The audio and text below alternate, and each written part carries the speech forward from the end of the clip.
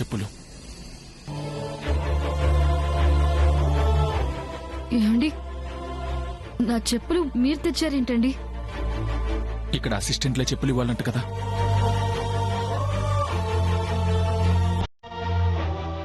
అందుకే తెచ్చాను.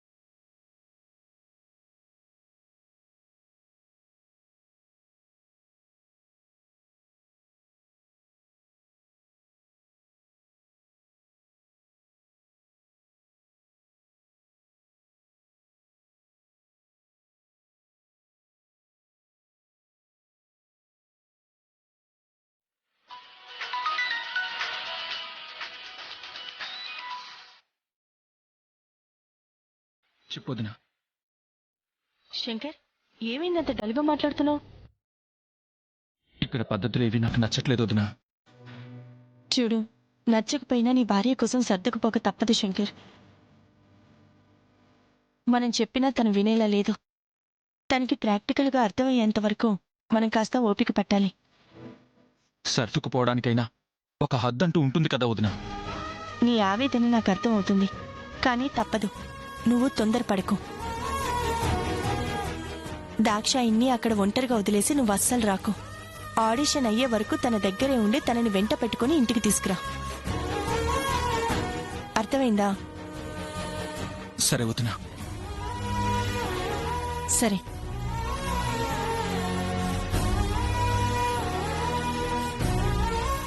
ఓర్పుతో ఎలా ఉండాలి వదినా? దాక్షాయిని నన్ను భర్తలా కాదు, ఓ అసిస్టెంట్లా చూస్తుంది.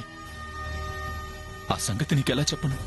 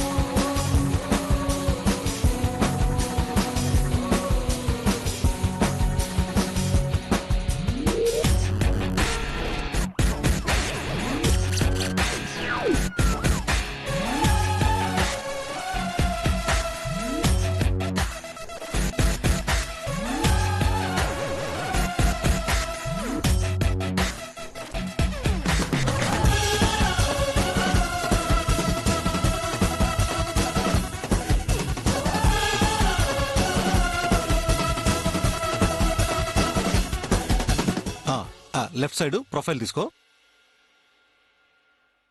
హే, మేడం అసిస్టెంట్ పిలిచి టచ్అప్ చేయమని చెప్పు. అలాగే సార్.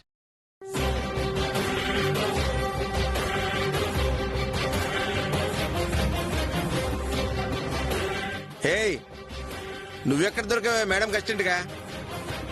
లోపల ఫోటోషూట్ జరుగుతుంటే షార్ట్ దగ్గరే ఉండి అవసరం అయినప్పుడు టచ్అప్ చేయాలి.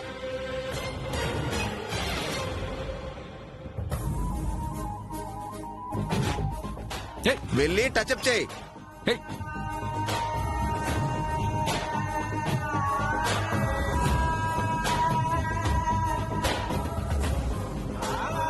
తొందరగా రావయ్యా.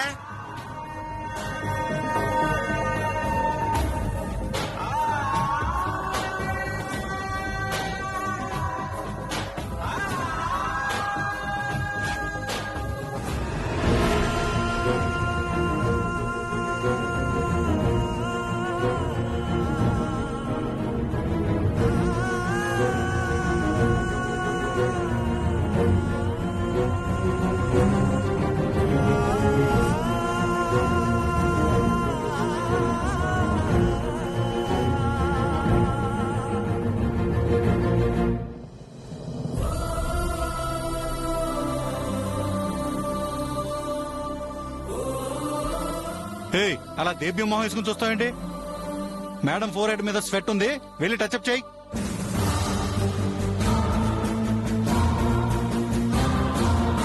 నీకేరా చెప్పేది, వెళ్ళక్కడికే.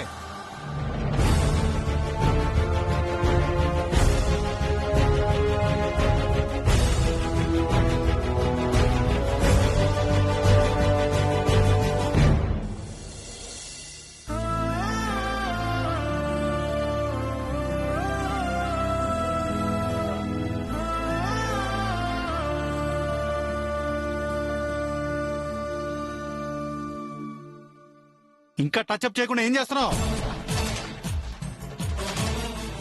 ఇలాంటి ఈడియట్స్ ని అసిస్టెంట్ కి ఎందుకు పెట్టుకున్నారు మేడం? మీకు టాలెంట్ ఉన్నా కూడా ఇటువంటి వేస్ట్ ఫెలోస్ ఉంటే మీ కెరియర్ స్పాయిల్ అవుతుంది.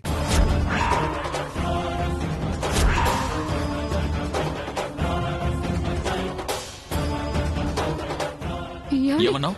ఏమండి? ఏంట్రా కూస్తున్నావు? ఎవరా అసిస్టెంట్? ఎవరు అసిస్టెంట్? అయ్యో, ఎవరికి అసిస్టెంట్? ఎవరు అసిస్టెంట్? చెప్పండి, ఎవరికి అసిస్టెంట్? తెలుసుకుని మాట్లాడు, నోటికొచ్చినట్టు మాట్లాడు. చెప్పేది వినండి సార్. ఎవరు అసిస్టెంట్? సార్, నీకు అసిస్టెంట్ కనిపిస్తున్నారా? వదలండి సార్, తెలుసుకుని ప్లీజ్. మాట్లాడు. ఎలా సార్, కనిపిస్తున్నా చెప్పు. వదలండి సార్, ఎవరు ప్లీజ్. అసిస్టెంట్? ప్లీజ్ అండి. వదలండి సార్, వదలండి. ఎవరితో మాట్లాడుతున్నావో వదలండి సార్, తెలుసా? Please sir. ఎందుకు ఇంత న్యూసెస్ క్రియేట్ చేస్తున్నారు? ఒక్కసారిగా ఊపిరాగిందా, ప్రాణం పోయిందా నీకు?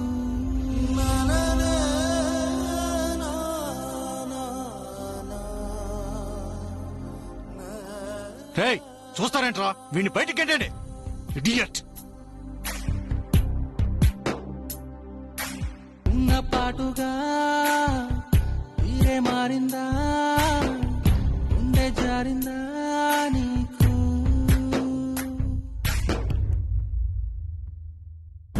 రాస్కల్ నా మీదే చేసుకుంటాడా?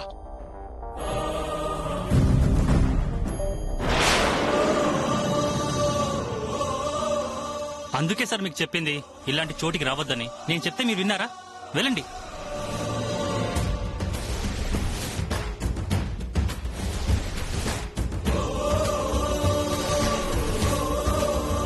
స్టార్ట్ చేద్దామా మేడం? రండి. Ready sir. మేడం,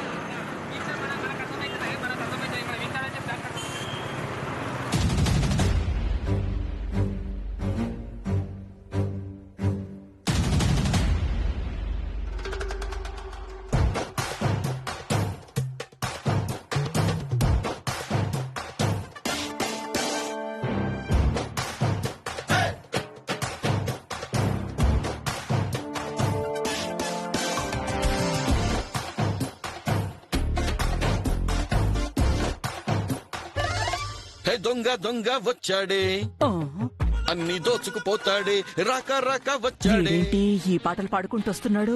రాక రాక వచ్చాడే, అన్ని తెలుసుకుపో.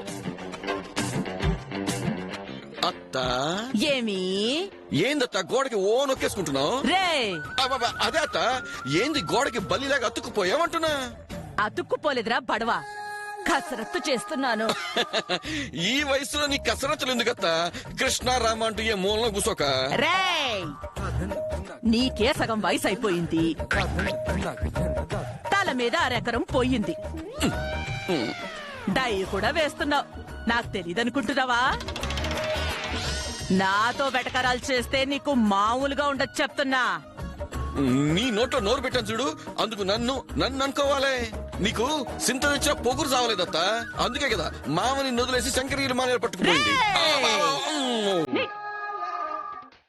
వీడి సంగతి తర్వాత చూద్దాం, ముందు డబ్బు సంగతి చూడాలి. లక్ష్మీదేవి వస్తున్నానమ్మా.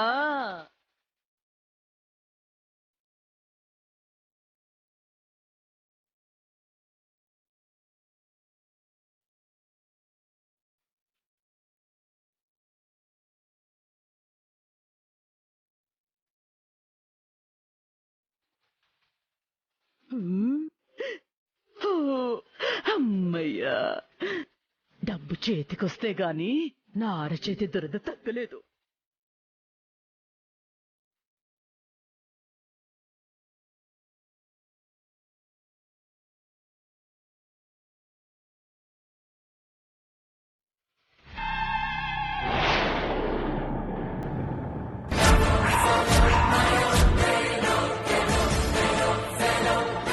వీడంట అలా చూస్తున్నాడు, కొంప తీసి నేను డబ్బు తీయడం చూశాడా ఏంటి? ఏంట్రా మిడిగుడ్లేసుకుని అలా చూస్తున్నావు? ఏ చూడకూడదా? చూడొచ్చు, కానీ ఎందుకురా నీకు అంత కోపం? సర్లే గాని నువ్వొక్కడివే వచ్చావేంటి? దాక్షాయినేది? దాన్ని ఊసే నా దగ్గర ఎత్తొద్దు. అరే ఒరే, ఏంటి వీడు ఇంత వేడిగా ఉన్నాడు? ఆ బుర్రలేందేమైనా తింగర పనిచేసిందా? అదేం చేస్తే మనకెందుకు, మనకు కావలసిన డబ్బు మన చేతికొచ్చింది. లక్ష్మీదేవిని భద్రంగా దాచేస్తాం.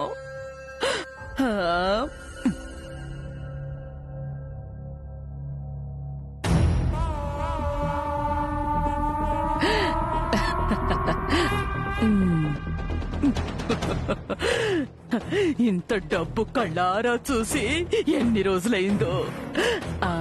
దాచేస్తా.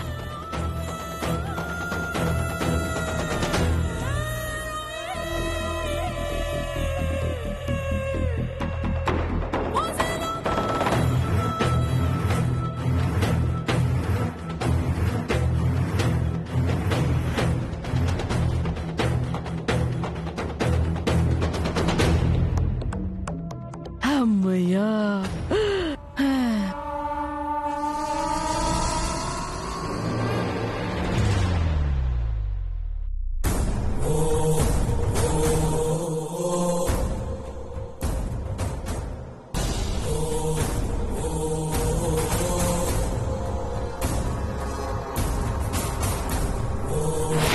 ఏమండి ఏమండి,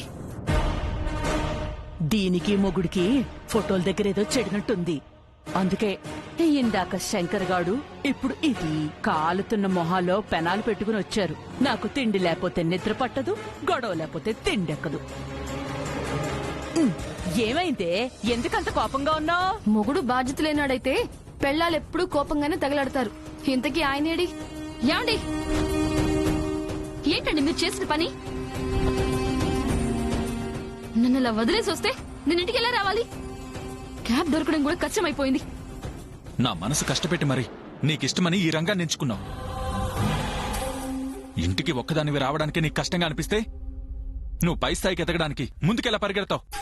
తమరేం చెప్పాల్సిన పని లేదు. తమరు చూపించిన బుర్రలేని ఆవేశానికి నా కెరీర్ ఈ రోజుతోనే ఆగిపోయింది. వెనక ముందు చూసుకోకుండా అంత పెద్ద ఫోటోగ్రాఫర్ ని షర్ట్ పట్టుకున్నారు. మీ పద్ధతి ఏమైనా బాగుందా? బాగుంది అక్షయ్ని, నువ్వు చేసింది మర్చిపోయి నా పద్ధతి గురించి ప్రశ్నిస్తున్నావా? నేనేం చేశాను? నన్ను నీకు అసిస్టెంట్ ని చేసి అనుమానిస్తుంటే సినిమా చూస్తున్నట్టు చూస్తూ నిలబడ్డావే తప్ప నోరు మెదిపావా? వామ్ము, మొగుణ్ణిది అసిస్టెంట్ లా మార్చిందంటే చాలా మందిని తొక్కేసిది పైకెదుగుతుంది. హ, అది చెప్పకపోతే నువ్వే నేరుగా దాక్షాని మొగుణ్ణని చెప్పొచ్చు కదా. అలా అవమానపడ్డం ఎందుకు? నాకు ఆ అవకాశం ఎక్కడిచ్చింది పెద్దమ్మా? ఆడిషన్ ఆగిపోతే కెరీర్ ఆగిపోద్ది అన్నట్టుగా ప్రవర్తించింది.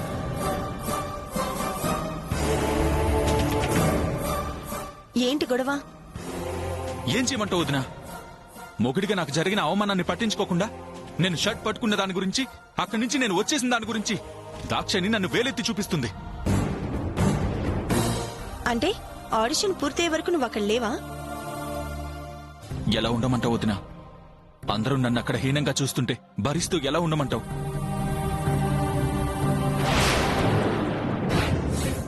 ఏదైనా కానీ శంకర్, నువ్వు దాక్షాయిని ఒంటరిగా వదిలేసి రావడం తప్పే. కొంచెం ఓపిగ్గా ఉండమని చెప్పాను కదా నీకు.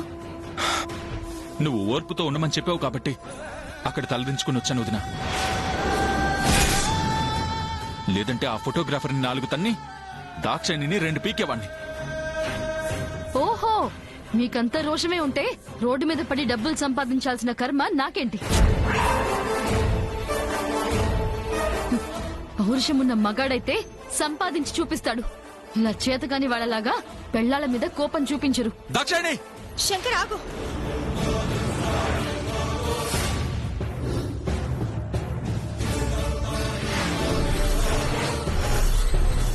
ఎందుకంత ఆవేశం? నా ఆవేశం నీకు ఆవేశంలా కనిపిస్తుందా వదినా? నేను దాన్ని మొకుండయుండి అసిస్టెంట్లా చెప్పులు మోశాను.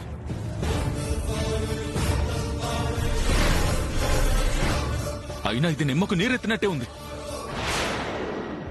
ఇలాంటి ఆడదాన్ని ఎందుకు పెళ్లి చేసుకున్నానని ఇప్పుడు అనిపిస్తుంది వదినా. ఆ మాట నేననుకోవాలి. రామరాజు గారి తమ్ముడంటే గొప్పడనుకున్నాను కానీ ఇలా పని పాట లేకుండా ఆడంగి వాళ్ళ తిరుగుతాడు అనుకోలేదు. నోరు మీ దాక్షాయిని. మొగుడనే గౌరవం కూడా లేకుండా ఏంటా మాటలు? తను మాత్రం ఎలా పడితే అలా మాట్లాడొచ్చాక. హ, అసలు దీనంతటికీ కారణం నువ్వే కదా సీత. నేనా? అవును, దాక్షాయిని ఒక్కతే వెళ్ళుంటే ఏ గొడవ లేకుండా పని చక్క పెట్టుకుని ఇంటికి వచ్చుండేది. నువ్వేమో తగుదునమ్మా అని ఈ శంకర్ గారిని తోడిచ్చి పంపించావు. దానివల్ల వీడు అవమానపడ్డాడు, దాక్షాయిని మాట పడింది. నువ్వు చేసిన పనికి అన్యోన్యంగా ఉండే భార్యాభర్తల మధ్యలో గొడవ వచ్చింది. చివరికి పెళ్ళాం మీద మొగుడు చెయ్యెత్తే పరిస్థితికి తీసుకొచ్చావు. అత్తయ్య, సంబంధం లేకుండా మాట్లాడుతున్నారేంటి? పెద్దవారిగా వాళ్ళిద్దరికి సర్ది చెప్పాల్సింది పోయి నన్ను కారణం చేసి మాట్లాడుతున్నారేంటి? సర్లే శంకర్, ఈ విషయాన్ని ఇక్కడితో వదిలేసి. దాక్షాయిని, నీకు కూడా చెప్తున్నాను, ఇంకోసారి మీరు నాతో వస్తే అస్సలు బాగోదు. నీలాంటి దాని పక్కన మళ్ళీ నేను రావడం ఒకటి. ఛీ!